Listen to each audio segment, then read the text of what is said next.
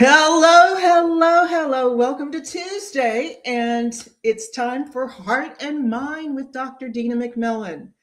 Again, this is a really interesting episode that is relevant to everyone watching.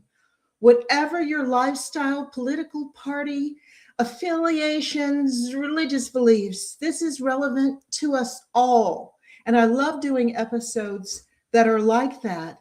We're talking about brainwashing again. We're continuing what we started last week, Brainwashing 2.0, crucial info and vital safeguards. I hope you will stay with me for this one because I'm promising you no more boring Tuesdays. There is information you will learn on this show that you will not find anywhere else.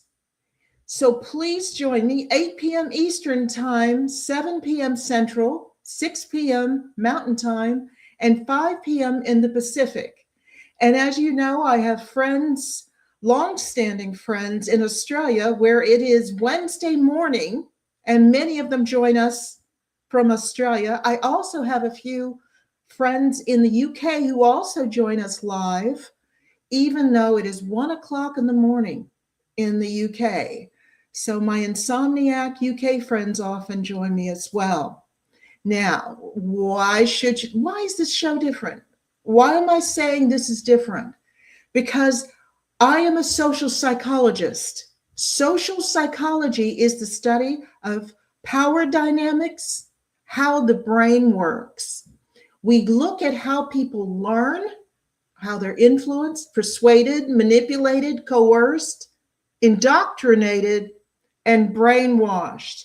And as with many episodes, a situation happened today on LinkedIn, reading through my LinkedIn profile and looking and seeing what people had happening in their professional lives. A situation happened then that is highly relevant to what we're going to talk about today.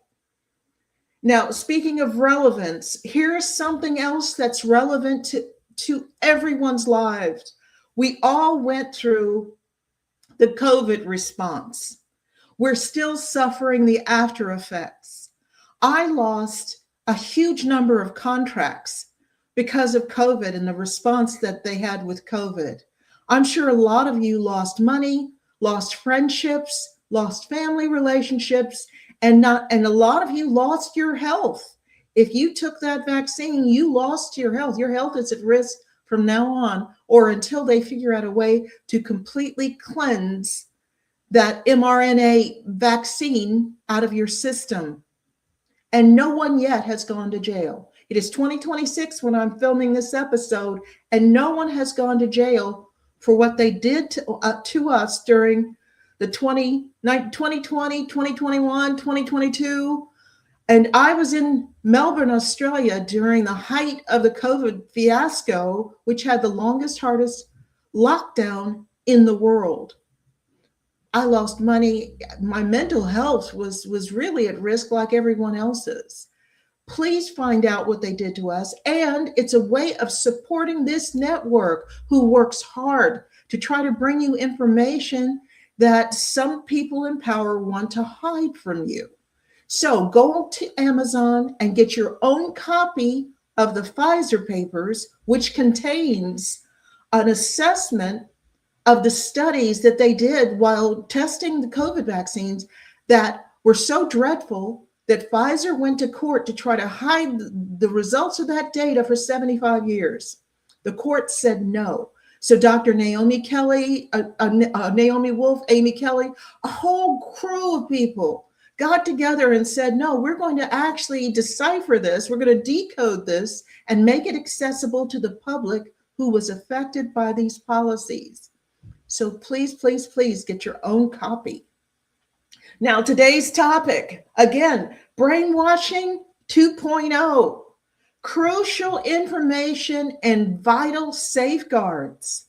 And what is so interesting about this, I'll talk about this in a minute, but it was very interesting to see what people believe and what they do because of what their limited exposure online. So today we're really going to be talking a lot about how our online presence, how the algorithms that affect all of us, they're on our phones, they're on our laptops, they're on our devices, how these are impacting what we think and believe to be true.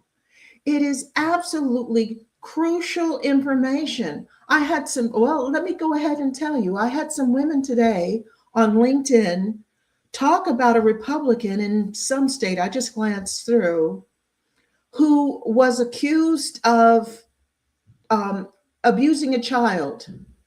And they went on and on about how it's Republicans who are abusing children, how it's always white males in power who are acting this way. I was stunned because the statistics say it's actually the opposite.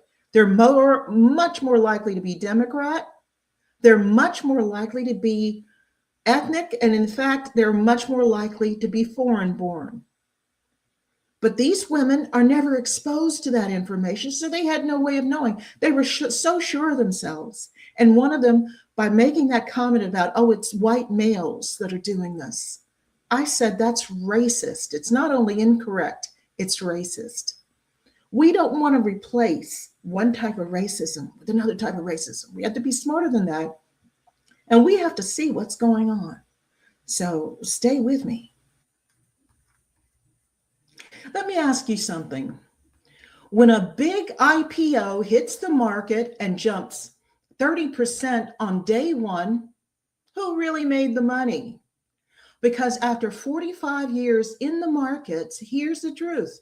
By the time the opening bell rings, Wall Street insiders have already positioned themselves. Venture funds, institutional capital, the well-connected crowd. They buy in years before the headlines while companies are still private. Then IPO day becomes a media spectacle, hype, momentum, fear of missing out.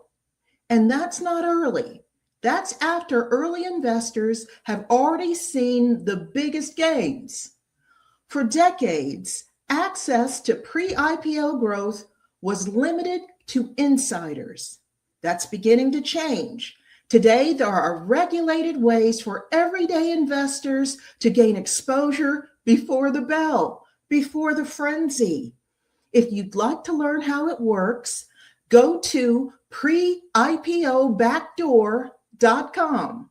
That's preIPObackdoor.com. Because when the crowd shows up, the real fortunes may already be gone. Now, the purpose of this show is not just to be smart alecky. We're going to talk about how you can spot, resist, and reclaim your mind. I was exposed to these women who had this view that most child abusers are Republican white males, because I purposely expose myself regularly to people who don't share my beliefs or my values. And I try to stand back and find as much objective information as possible. So we're going to talk about how you can spot information, resist the efforts made by the modern technology to indoctrinate you, and how you can reclaim your mind. Now, remember, when we're talking about brainwashing, I'm talking about indoctrination. It's sometimes subtle, sometimes very overt, but it's emotional, psychological, and cultural manipulation. We're all subjected to it. We really got to see how effective it can be during COVID when they got us all to be terrified of a cold. So one of the things I keep repeating to everyone, we're all vulnerable to it. I'm just as vulnerable as anyone else. So the methods that I share with you about protecting yourself, I have to use them too, because the vulnerability doesn't go away just with knowledge. It brainwashing actually manipulates our brain's natural processing to alter our thoughts, beliefs, and behavior. And I've told you many times, that's what social psychology studies. That's what we experiment on. How can we subtly or overtly change a subject's mind about something and get them to think it was their own idea? How sinister is that? And the media, the government, influential people, people trying to sell you things, do this all the time. Effective, and here's something, everybody on this network thinks they're smart, and they probably are, because if you're willing to listen to this kind of information, you're smarter than the average bear, I can tell you.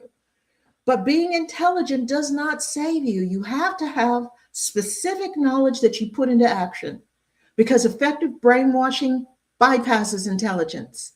It goes straight to the other parts of the brain. And I've promised you, I'm going to show an episode you have to be brave enough to watch, okay? Because if the topic isn't popular, I am told to do something else. And I want to share this with you.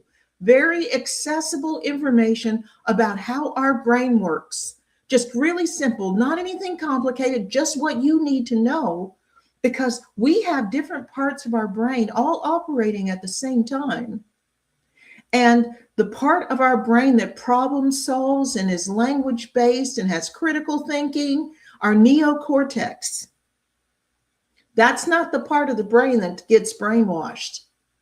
It's our emotional, our limbic system, the emotional parts of our brain. It's our hypothalamus, the primal part of our brain. When people do things, and we're going to talk about how they do it today, when they put information in there, it can be very powerful, even if you're very intelligent.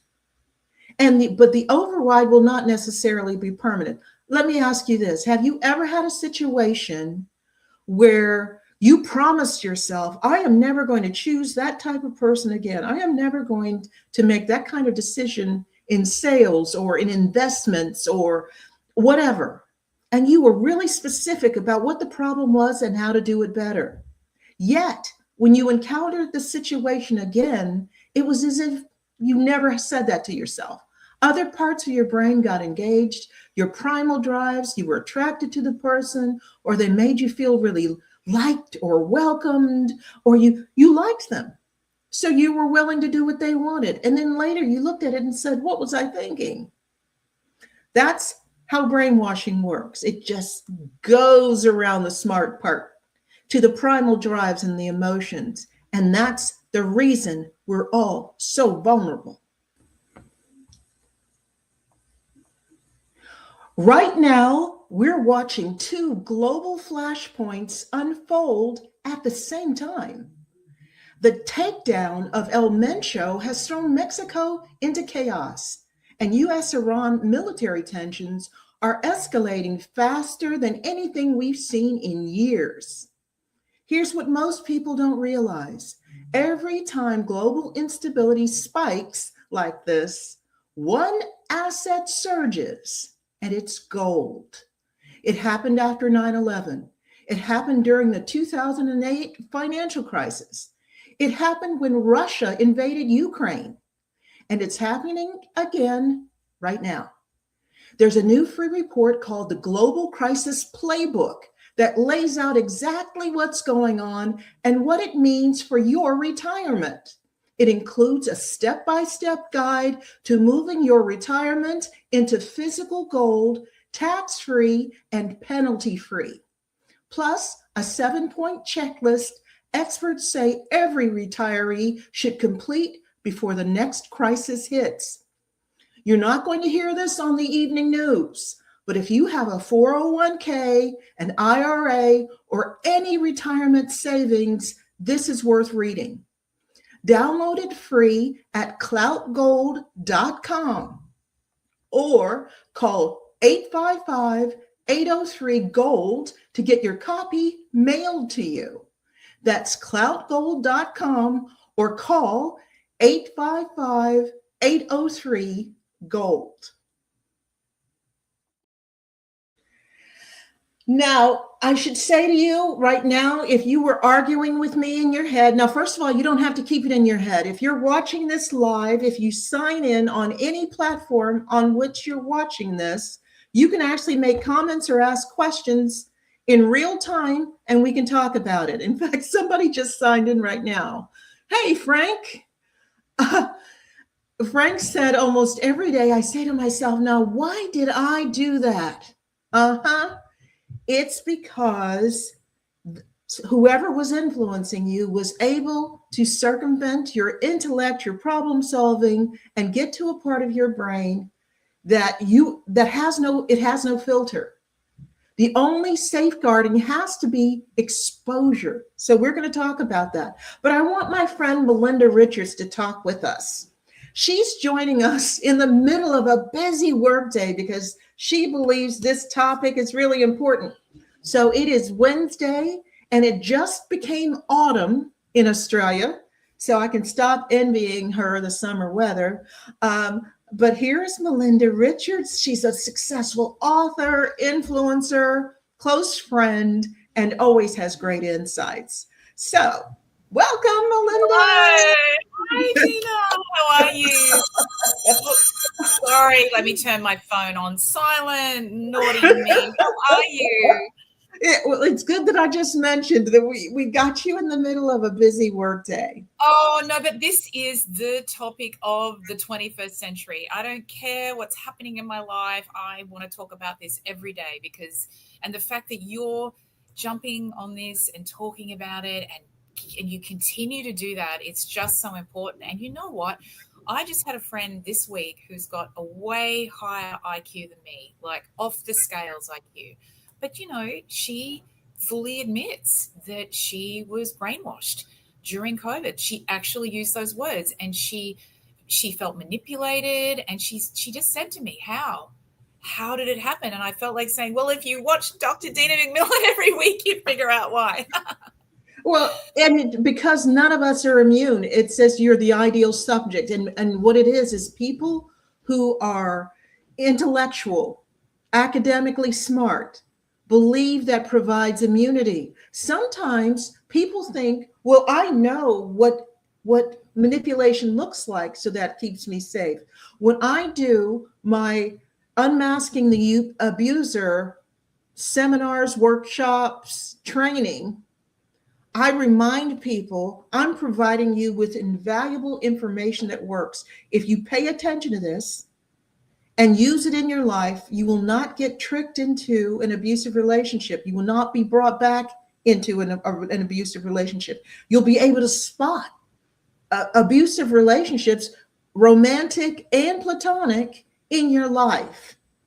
But you have to use the information. Just having it is not enough. Just being smart isn't enough. That's why I say when I do my training, the first quarter of the training, I do that simple training that I said I'm going to do on the show, where I talk about how the brain compartmentalizes and the parts of the brain that makes the bulk of our life choices have no filter. So they will adjust and adapt and accept anything to which they're continuously exposed. That is the scariest thing. We end up obeying, even though, and sometimes we'll even say, they're just trying to manipulate us, but it still works. That's what's so scary. And these women today they felt perfectly comfortable going on a professional forum and making the most racist comments about white men, making the most incorrect comments, linking Republicans with child abuse, when if you stand back and look who's doing what, the Democrats are far more likely to be on that list. That's a really interesting point too, is really targeting, which is what's been happening not just recently, but in the last couple of decades. It's targeting and going after white men in particular. And that's been going on for so long now. It's almost like people are so sucked into that they can't see the forest for the trees anymore because of this repetition against white men. it's And not I'm sure just they're shocked. I'm it sure bursts. they're shocked that I said something to them because Well, the thing is, on as a black LinkedIn, I said woman, that is racist. yeah, and that's the thing. It's that racism is racism, and that's it comes in all shapes and forms, but it's still racism. And I remember years and years ago, sort of, it started kind of 25, 30 years ago when my ex-husband, who's a white man, and he started to make comments about just advertisements on television. And he's like, gee, it's really interesting now. And this is around 1999, 2000. He says, isn't it interesting the way that they shame and they make fun of white men? And white men, it's the stupid man now on all of these ads. Like men are kind of dumb. And it was the start of this kind of journey that we were being taken on, that all of a sudden white men started out being kind of jokingly put down to being completely vilified. But it was a really slow burn. And I thought back to that and thought back to those comments when I listened to you speaking about that story about this hatred of white men overall. Well, it's also for all of you in the audience, think about this. How comfortable did these women feel to put this on a public platform? That tells you exactly what's being normalized. Yes, they feel very satisfied that every single person around them is going to agree with them, and they feel very morally sort of in tune. They think they're morally in tune, and they think they have some sort of moral high ground and some permission given to them now to be able to sort of throw out this hatred willy-nilly. And that is a very, very sad indictment on what wokeism has done to the world and what this brainwashing and the outcome of all of this brainwashing has done. And it's extremely disturbing. Well, I see on my X feed, and audience people sign in and comment on this. I see on my X feed so many people say there are so many events going on in the world, and when I talk to the people in my life who are left progressive, they have no idea. So what has happened is, and technology in our devices has supercharged brainwashing. What happens is, if you only go on Blue Sky and you watch MSNBC and you watch CNN, so many events that happen in the world, you read the New York Times, you have no idea. And whenever there is a messaging woven through, information always comes with the perspective, the adverbs and adjectives used, gives you a perspective on what has occurred. It is always so anti-traditional, anti-Republican, anti-white male, anti-straight people, anti-Christian. And a lot of people are not aware. I mean, how many of us, as a social psychologist, I think one of the most important bits of information that I learned was to look out for what's missing. How many times do you notice what's missing? Here's something you look to see what's missing. I want you to watch any show and see how many healthy white couples that you see. How many really smart dads really bossing their husbands around all the time? Yeah. Parents that actually know what they're talking about. Children that treat their parents with respect.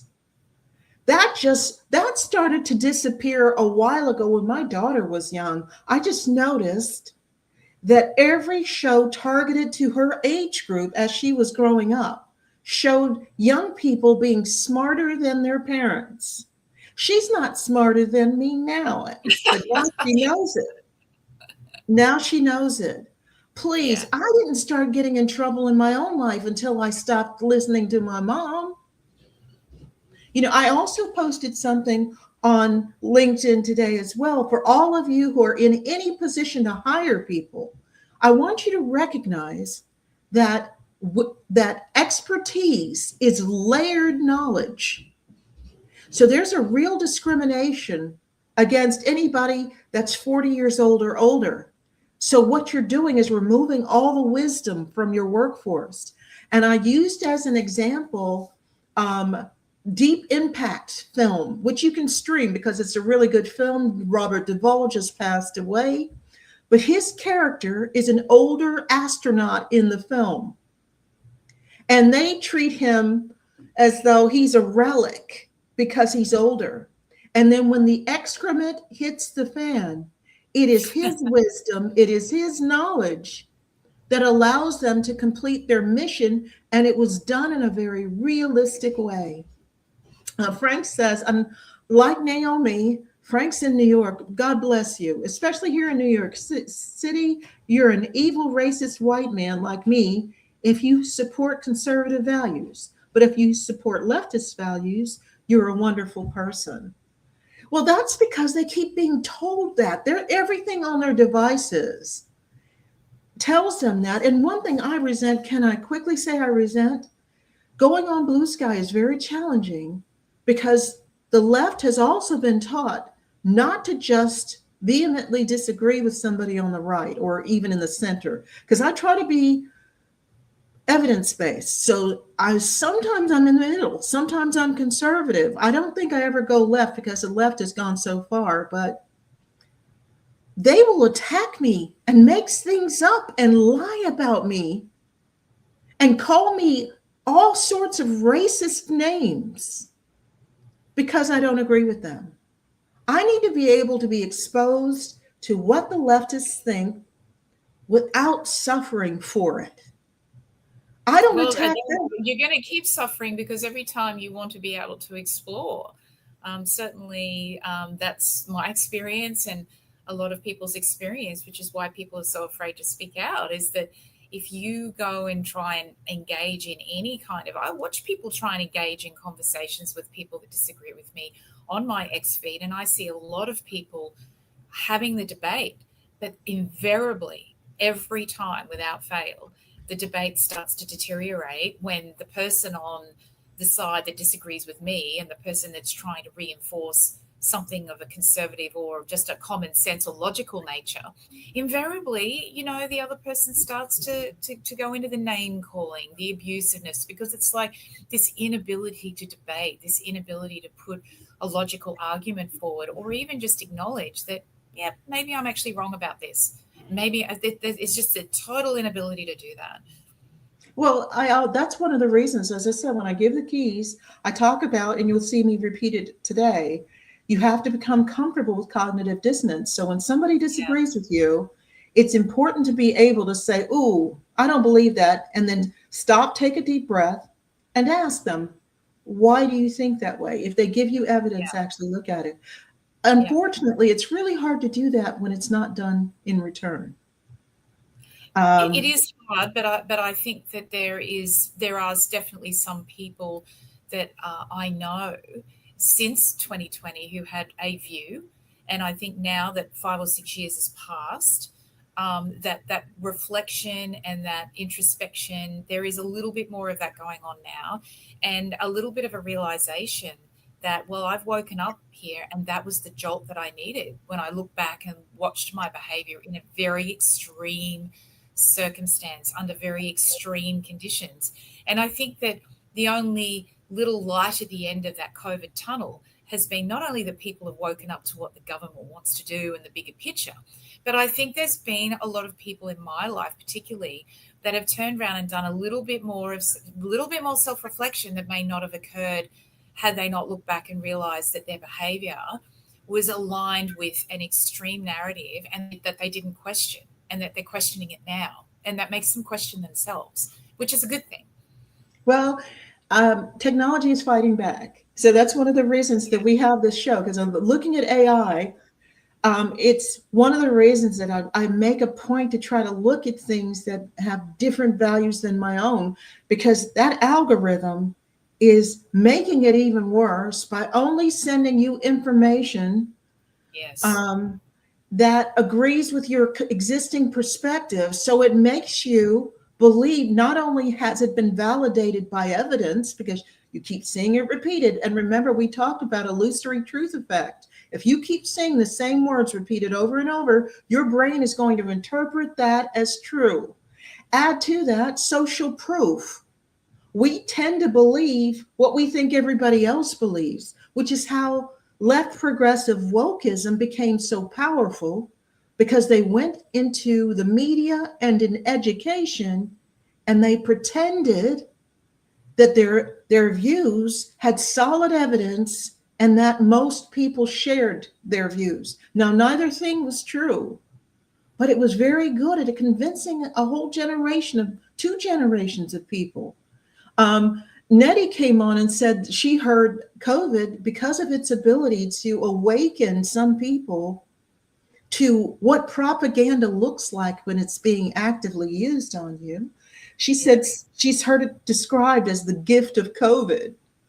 Well, that's true. A lot of people are talking about that now, and I think that reinforces the point that sometimes we have to go into an extreme situation to understand what's really going on around us and what's happening to us. And yes, it was a little gift.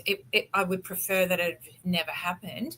But if that's what we've got to take, if that's what humanity's got to take out of that, and if that makes us all collectively better and more people engaging with people like yourself, Dina, then that's can only be a good thing in the end. Well, I was socially isolated literally for years. Same. Um, I lost hundreds We of were, thousands of dollars in contracts. yeah. It's been terrible. Now, if you find this episode interesting, there are other episodes I've done about brainwashing. And here's the reason to look this up. Some of it may be uncomfortable, but don't you want to have an edge? Don't you want to walk through life with your armor on, knowing that when someone tries to influence you unfairly, that you can not only spot it, but you know what to do to shield yourself. Frank says he's never been on Blue Sky. I hear it's an anti-American leftist paradise. And he gave up posting on X for Lent. Oh my God, I would try that, but it's part of my work. I can't really give up posting. But I have to tell you, first of all, Blue Sky has a lot of artists on there and photographers with some absolutely beautiful imagery. But when I've tried to engage with people in the most respectful way possible, when they find out I don't agree on everything, the brutality I've suffered has been extremely painful. And I can't afford for people to try to ruin my professional reputation in the most vindictive way just because I don't vote the way they do. I would never think of doing something like that, like what my sister did with me on Facebook when I was going to have the episode about Charlie Kirk. Now, people hated Charlie Kirk because he brought evidence to dispute left progressive ideology, and they didn't have anything to fight back with other than name calling, and he never bit. He was like, you can call me what you want. It's just not true. They hated that, so they hated him. So they celebrated when they killed him for that, for breaking through the brainwashing. None of us want to feel like we are brainwashed. So I want you to get as much evidence as possible and know also my promise to my audience is to always provide solutions. We never just talk about problems. So look at these 2 episodes, episodes 50 and episode 77, which was last week. If you go on Rumble, YouTube, or Daily Cloud, or you go on my X feed at Dr. Dina 1, you'll find the episodes uploaded. And remember, I just want to, I love finding these ugly photos. This is an AI photo. It's not a real person. Okay. But that guy that I keep posting in the little outfit, that's a real photo. That's what's really I know, scary. that's a real photo. If you've brought that up today, I mean, I won't torture you this week, Melinda. 3 conditions required for modern brainwashing, as we talked about. One is emotional activation. So if they get you riled up, fear, outrage, anger, hope, shame, moral superiority, or one of the things here, if you have a strong need to belong to a particular group, this is where celebrities come in. If you want to have the admiration of a certain celebrity, that can also be an emotional activation to join in the group and support whatever they say without considering whether it's harmful or not, true or not, valid or not. Two, cognitive loading.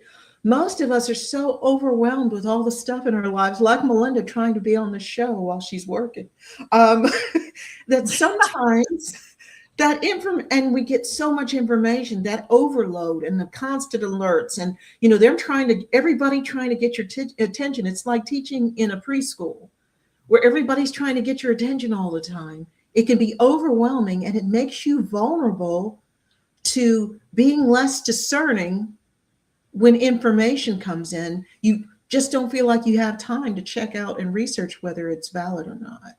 And the third thing is identity stakes. When you see yourself, this is where the left was brilliant. They convinced two generations of people that in order to be a good person, you have to have suicidal empathy.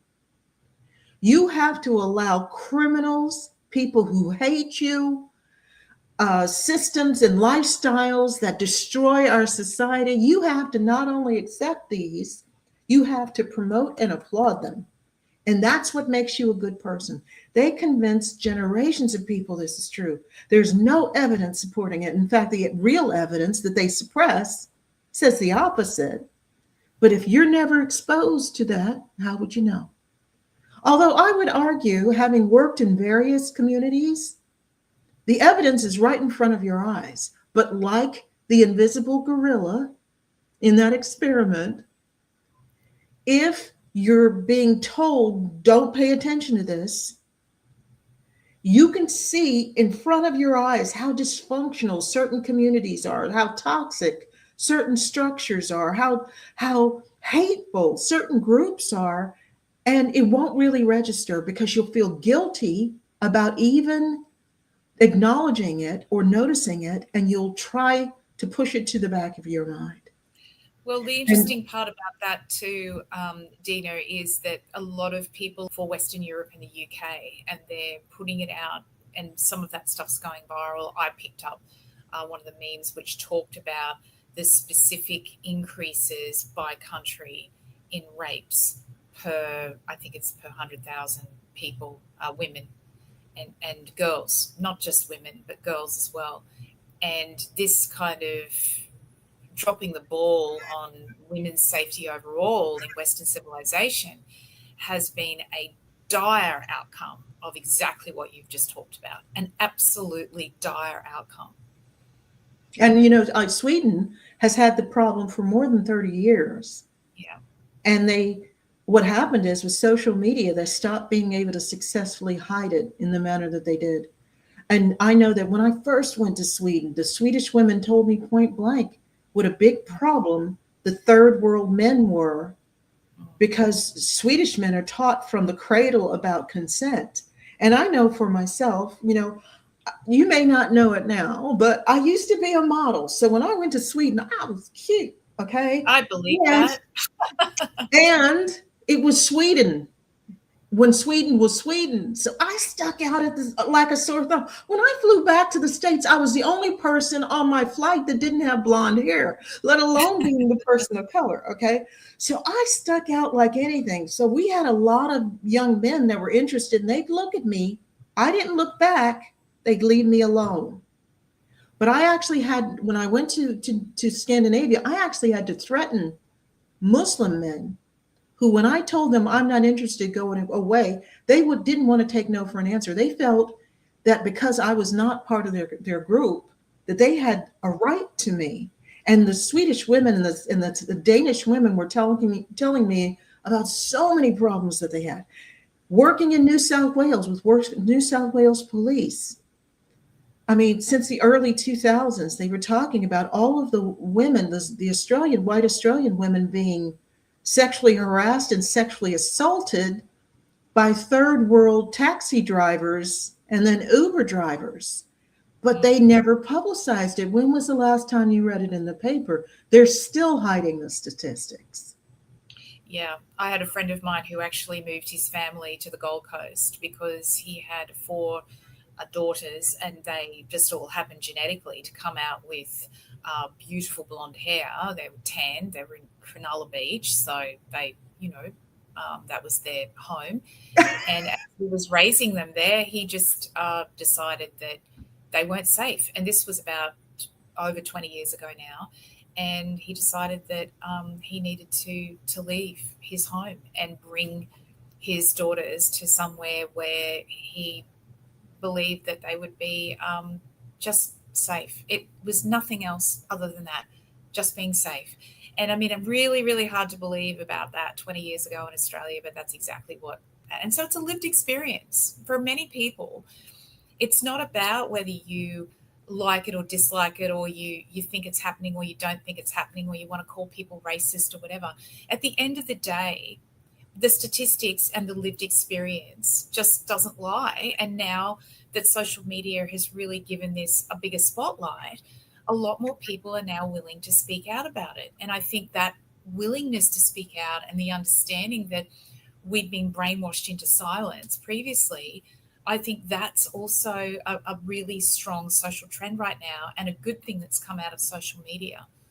Well, Nettie made a comment that her Danish father was beating his wife before. I'm not saying domestic violence and sexual assault doesn't occur in Europe from white Europeans. What I'm saying is the probability, if you look at the statistics of who is doing what, it is exponentially greater risk if the person is from the Middle East, Africa, developing country, India, South Pacific.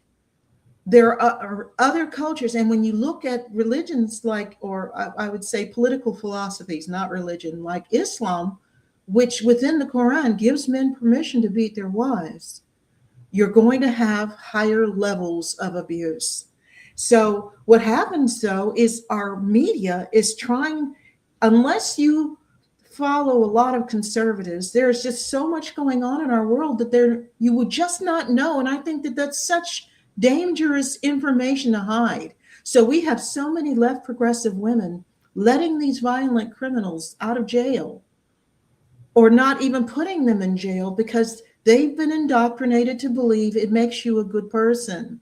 Now, here's the list of the classic tactics that we talked about in previous episodes, but I just wanted to quickly go through some of the tactics and techniques that are especially relevant because of the way social media will adapt to whatever you push like on, or whatever you stop and read. And or even if you have the audio on your phone, it will even adapt to what you say. People have told me that they have mentioned something in a conversation with a friend, and then they pick up their phone and the phone will have an ad for whatever they were talking about. So we are also being spied on. I don't feel free to leave my camera open when I'm not actually on a show. So let's talk about social proof weaponization. We don't tend to believe what's true. We believe what appears popular, and all of us are vulnerable to this. Likes, shares, comments, trends, silent, interpreted as either dissent or assent. So sometimes when people are quiet, it's like, oh, they didn't say anything against it, so it must be true. Well, they don't know. If you go against the narrative, especially for the left progressive, which has gotten increasingly harsh to anybody who disagrees, silence doesn't necessarily mean either agreement. And dissent is framed as danger. So look how they compared Donald Trump to Hitler, where if he were really like Hitler, they'd go to jail for posting a sign like that. Look at this, comparing him to the Klan in the New Yorker. And people are constantly exposed to this.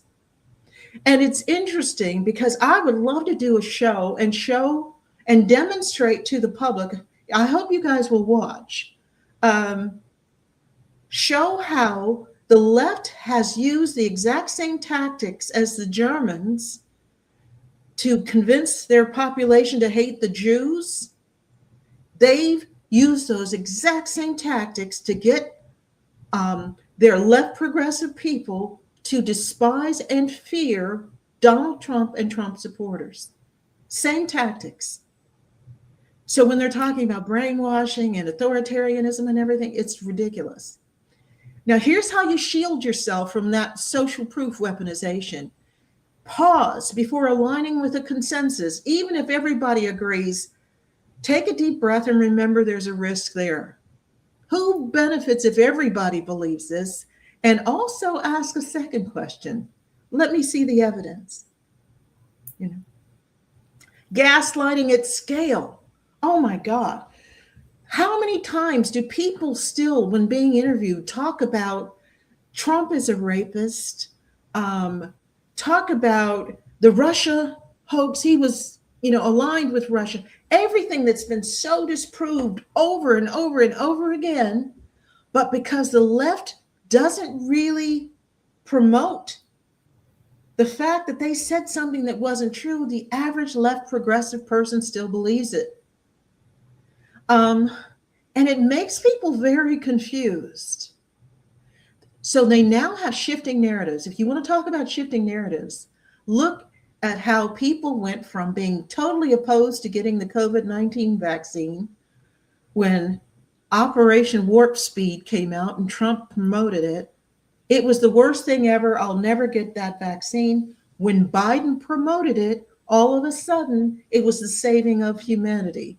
You see the same thing when, oh, we are against dictatorships, but we're supporting the Ayatollah. Have you seen the kind of headlines that have come out about how avuncular and he had a nice smile and the stuff they said about the Ayatollah when last month alone they killed between 30 and 40,000 protesters against the regime. And they're like, oh, they shouldn't have hurt him. I think with all of the events of the world and understanding what's going on, and the latest is Iran, and whether you're talking about Palestine, Iran, Ukraine, all of these little hot topics that they throw out to everyone, most people that are in the left progressive side of things would not be able to answer basic questions about the regimes they support. They would not be able to answer the questions. They just go with the flow because they've been told to go with the flow. It's absolutely classic to what you're talking about today, is that, they'll pick up a Palestinian flag, a Ukraine flag, they'll pick up a Iranian flag, they'll pick up a Venezuelan flag, and they'll start to really support these people when at the end of the day, what do you really know about them? What's the history? How did it get to this? What were they going to do? They don't have the basic information, and yet they make these choices because they're told to, not because they pretend they always felt that way. They can have no in-depth knowledge. The majority of people you see protesting are actually being paid to protest. Yes. And that was never said. It's like when you talk to people about, oh, Trump is a racist. Okay, tell me something racist that he said.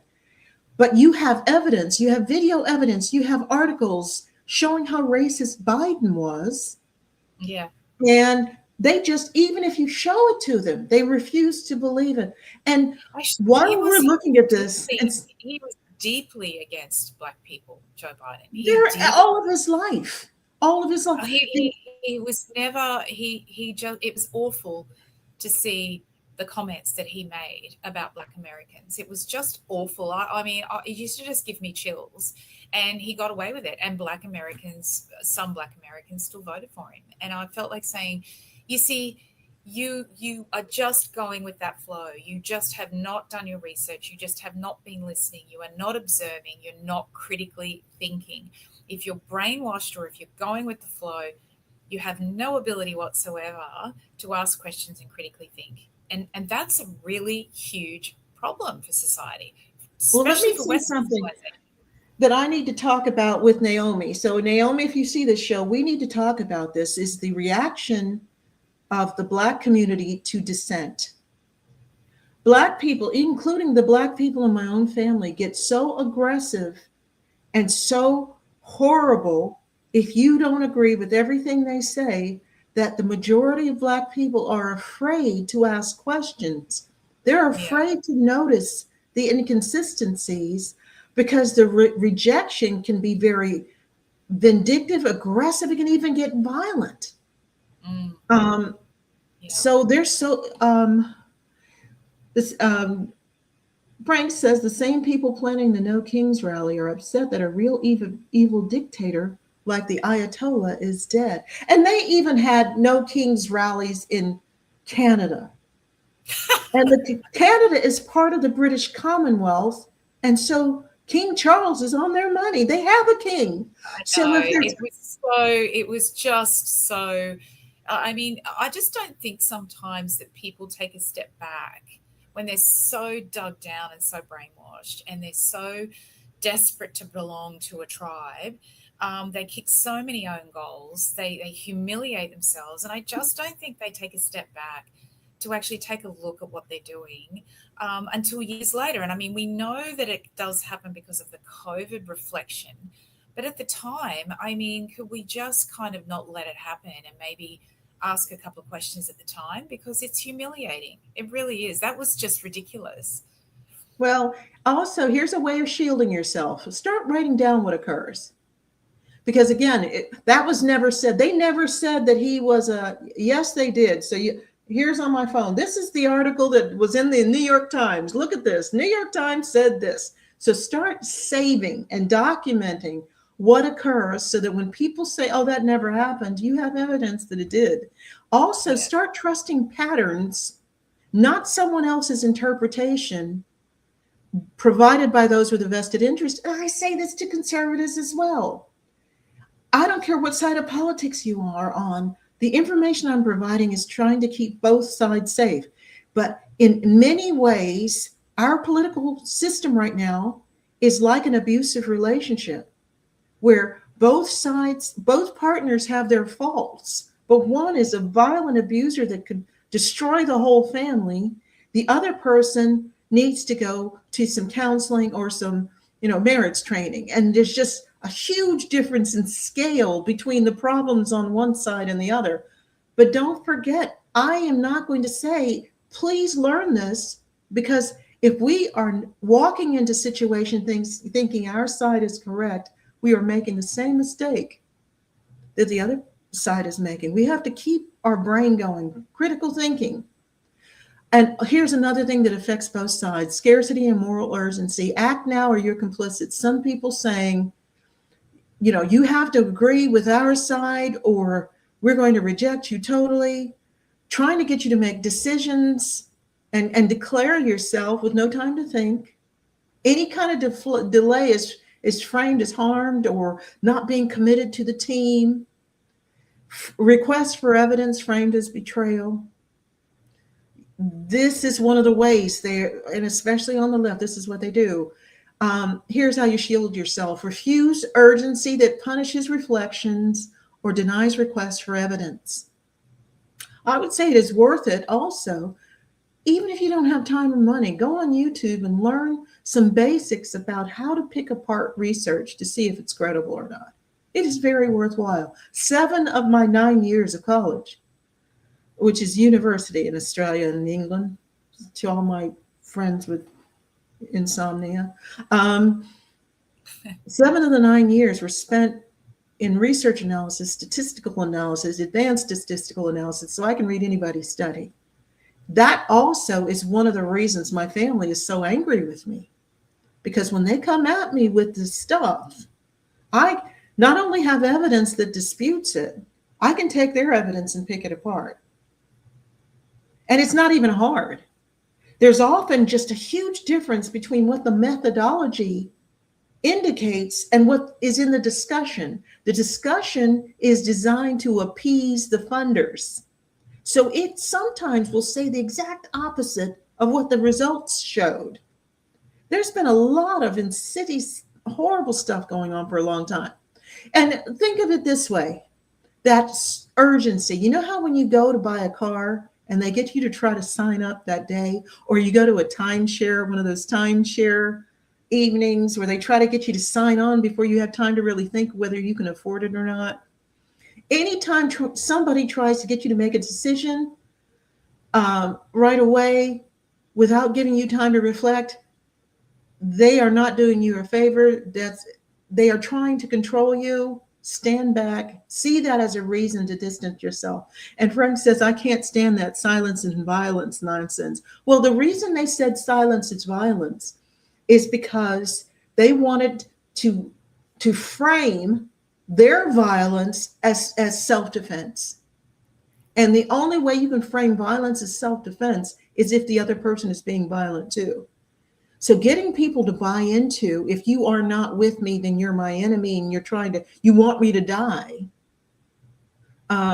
That way, when somebody becomes violent, they say, oh, it was just self-defense.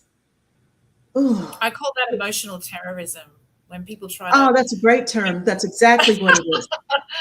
That's I just, exactly what when it is. people are trying to bully you into, do this, otherwise you are not this, you are not that, you are not that. I just call that emotional terrorism. And I think, you've got to learn how to deal with it. Any parent knows that. Well, here's People know that, intense manipulation and bullying, and also, telling people that that's what the left did for years during COVID. It's like, if you don't wear a mask, you're selfish. You don't you care want about anyone grandma to else. die. You don't get a vaccine. You want You don't grandma to die. care about grandma. You're this, you're a murderer. I mean, I actually got called a murderer. But see, this is all about tapping into that whole, I'm going to make you feel guilty for having your opinion. I'm going to make you feel bad for not agreeing with me. I'm going to be an emotional terrorist because I need everyone to agree with my frame. Otherwise, I'm not going to feel good. So it's all about, and that intense manipulation happens at all these different levels. It happens at an individual level, but it happens at a societal level, and people fall for it. They fall for it every time. Well, here's another way people fall for it in identity fusion. And we see a lot of this with the left progressives. Now, there are people that are conservatives that have the same problem. Again, I'm not saying this is only one problem on one side. So we have to be careful about this. When your beliefs fuse with your identity, disagreement becomes existential. And how can you tell if it's existential? How do you react when somebody disagrees with you? It's always uncomfortable when somebody disagrees with you. But if it causes you to lose control, to become incensed and enraged, or you become, you just want to crumple on the floor from despair, then your identity has become about who you are. And you see, your brain is perceiving any kind of disagreement as a threat to your very existence. Dina, that point that you make there, that should be something that every single person should listen to in the world. Everybody. That one point about being able to cope and having a real comfort in who you are and your core values and your identity, and being able to function as a well-rounded human being because you've got a good identity. That point there is an absolutely amazing point you've just made. Well, you know what? We have teachers encouraging this. So we're telling people, we want you to adopt this identity. And Mm. anybody who doesn't promote and support and back you 100% wants you to die. Because that way they get more power, they get more control. It's we have to be so careful, Yeah. or being labeled. If you even question this, you're that kind of person, you're the enemy. We're seeing a lot of that now. The identity fusion is so dangerous to us as a society. Here's how you shield against it: separate who you are from what you think. Always be ready to reconsider if provided with compelling evidence. I know that I've told you before, the audience before, that I was heart-stricken when I realized that there was no real evidence that gender is a social construct, which is what feminists were saying since I was a young girl. I realized that biology has a huge role in our predispositions based on our reproductive role with children. I had to deal with it. I got to a certain evidence, but I had promised myself in graduate school I was going to be a really good, effective social psychologist. I was going to let evidence rule the way, and I paid Well, for it. I I still mean, pay for it. 30 to 35 years ago, I believed in a whole different set of things. I had to completely change my idea and my view of the world, because I found out the truth. And it's confronting, but I was able to do it and be very, very comfortable doing it, because you have to be able to be flexible, and you have to be able to pivot on your ideas when you're provided with new information, and when you're provided with the truth, and when you're actually given information from reliable sources and people that know what they're talking about and aren't just grifters trying Well, at to, least first reconsider. And that's why I encourage yeah, everybody to do the growth mindset, to really research the growth mindset. She makes it, you know, Carol Dweck makes it very accessible information. And it's such a good thing to do because it helps with the cognitive dissonance. It's not as painful when you yes, look at something and say, okay, this I'm going to learn. Let me just step back a little bit. You don't see it as this person wants to destroy me because they don't agree with me. Now, what do you guys, all of you, what do you think about this moral licensing? Which is once people believe they're on the right side, almost anything becomes justified. oh, Dehumanization, oh my, selective empathy, criminal behavior, cruelty and bullying, oh skewed yeah, application of justice. We are seeing that so much that if somebody comes from a certain background, they have a certain sexual orientation or gender identity, all of a sudden they're no longer held accountable for what they do. Um, or if they're on the opposite side, that you call them names and they're not human anymore. Here's how you shield yourself. You watch how your side treats its dissenters and opponents. And if your side just bullies and becomes vindictive when anybody even disagrees, you're not on the right side of history, because the right side of history has always been willing to learn, consider, and reconsider.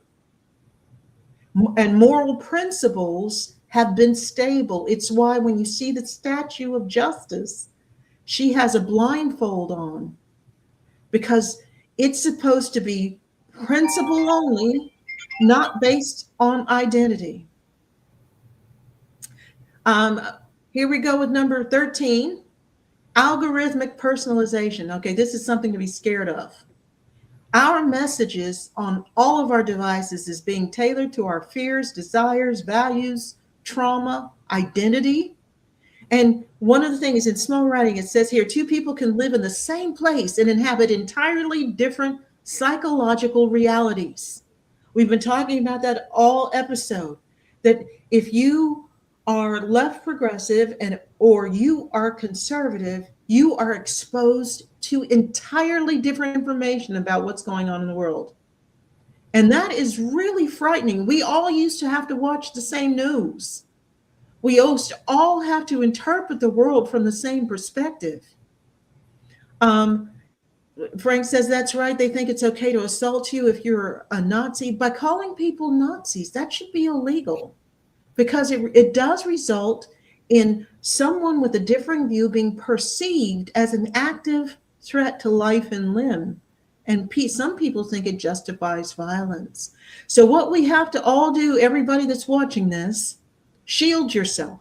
Diversify your exposure intentionally. Now, you don't necessarily have to interact with the people who think differently than you do. As I've mentioned before, I found it quite dangerous. Someone went on Blue Sky to her feed, which she had a lot of people following her, and she was in the domestic violence space. And she put down there that my program, Unmasking the Abuser, is designed to force women to stay married to violent men. It does nothing of the kind. But they respect her, they follow her, they think she knows what she's yeah, and talking about. it's just an utterly stupid comment, and I mean, it's a comment that No, it it's was not just vindictive. It incorrect. wasn't stupid. It was intentional vindictiveness, because Well, she didn't want it people to was call me. defamatory, silly. I mean, it was all this, but you see, this is where you only need to have a small following now, and that following can grow. And you have a look at some of the people that are influencing other people out there as well. I mean, that is something else that um, I think needs to be part of this whole how do we kind of shield ourselves. I mean, we need to dive into the people that we end up following. So I never follow anyone on social media unless I've had a little bit of a look see. I don't just blindly follow people now. I learned that lesson pretty quickly just because they're saying some of the things that I really like to hear. I take a look now. I lift up the hood. I do a little bit more of a deep dive because there's just way too many people out there that just get this kind of blind following. And all of a sudden they become influencers just by default. And I think that being discerning about where you get your information from and who you get it from. And that's something the progressive left do not do well at all. I mean, they're listening to people that don't have their facts straight a lot of the time. Well, I mean, remember we talked about Whoopi Goldberg saying that, before Mm. the 2024 election, saying that if Donald Trump got back into power, he was going to reinstate slavery. And she's very influential among the people who follow her. So we have to diversify our Oh, exposure to disrupt the feed. Again, you don't necessarily have to interact with these people because sometimes they can be extremely vindictive and it's not worth doing that. But it is good to see how other people think. What kind of information are they being exposed to? Because we have to absolutely. work on that. And the last one of these in this list is emotional exhaustion and learned helplessness. When people are tired enough, they stop resisting. That's why when you go to those Save Your Life in a Weekend, has anybody ever gone to those seminars? I love those because I like to see what kind of tactics they use. But one of the things they always use is try to get you exhausted. They encourage you to pull all-nighters. They try to, they get you to dance around. They try to make the people that are there as tired as possible. One of the things when Wow. you're in an abusive relationship, abusers will do everything they can to extend. It's called marathoning. So when they first target a new victim, they will contact her constantly and start conversations deep into the night when she has to get up early. They do everything they can to tire you out so that you stop resisting. Now, the way the media does it, constant crises, everything is the end of the world, no resolution ever, and endless outrage. This exhausts us, and we start just believing what we're told. Here's how you shield yourself: rest is resistance. Give yourself time away from social media, give yourself time away from the news. Become active in a small way. Don't just rely on what you see. And in America, we have such long work hours. People often find it challenging to have a social life. But even in a small way, try to find something where you're interacting face to face with real people and act locally. If you see things that are going wrong, join the school board, run for city council, become active in the PTA, whatever you can do, act locally, and that will get rid of some of that loss of motivation and emotional exhaustion. Um, and the last, I'm going to finish with this one. We can talk again. I'm going to put some of this in next week, whatever I come up with, because I want you to know all of it. I want you to all think about this: how to know if these influence tactics are working on you. Number one, you feel certainty of your views without evidence. When somebody says something, you have, confirmation bias. So it agrees with what you already believe. Oh, yes, that must be true. Always ask for evidence, always look for evidence. Any dissent feels threatening rather than make you curious. You need to get to the point where you say, why are they disagreeing with this? What is the basis of their disagreement? You don't have to like it, you don't have to ever agree with them, but don't, pay attention to whether your brain perceives it as a threat, because if it perceives you as a threat, then you're becoming too narrow-minded. And remember, growth mindset is the goal. You're repeating phrases you didn't originate. Now, one of the things with the left progressives, they're really good at having scripted lines and buzzwords that their people use over and over. Now, again, they're relying on, the illusory truth effect, that if you hear the same scripted line over and over again, you think it's true. And people start repeating it as though it's true. But it just means you're probably indoctrinated. It doesn't mean what you're saying is necessarily valid. And you're afraid to ask questions publicly. That is the biggest thing. I know that when the president does something people disagree with, it's all over my social media. What was he thinking? I don't see that on the other side. And there have been studies that found that The other side is really restricted in ever disagreeing with what is said or done. We don't want to become like that. So we have to be more clever. And remember, if you said yes to any of that, it doesn't mean you're weak, it means you're human. Now, next week, I am going to include more empowering shielding strategies. Okay. We're running out of time here. We have to go. But I want these shielding strategies. Now, if anybody wants to hire me to come to do seminars, workshops on my unmasking and the abuser, or any of the other things that I do, you can find out all the different programs I run, work I do, if you go to my website, www.ethicalstrategic.com. Here is my booking agent. You can screenshot that and contact me. Thank you all for being here. Melinda, I know how busy you are. Thank you for being here. I'm crossing my fingers you can still find time to be with us next week as we talk about the shielding strategies and something else really interesting. It's the best topic ever, because it is the one that will take us out from where we are today. It is the one we'll get our Western civilization back. I mean, this is what people need to understand, that we were getting better, but then we've seemed to be rolling backwards. So this is getting us back to where we need to be. Well, thank you, everybody. And thank you, Frank, Nettie, anybody else that has decided to come along and make comments. I hope more. I don't see Roscoe this week. Maybe he's busy. But for all of you who made comments, please also, if you watch this as a recording, leave a comment or question underneath, and I will try to get back to you and answer it on a show. So let's see what we can do.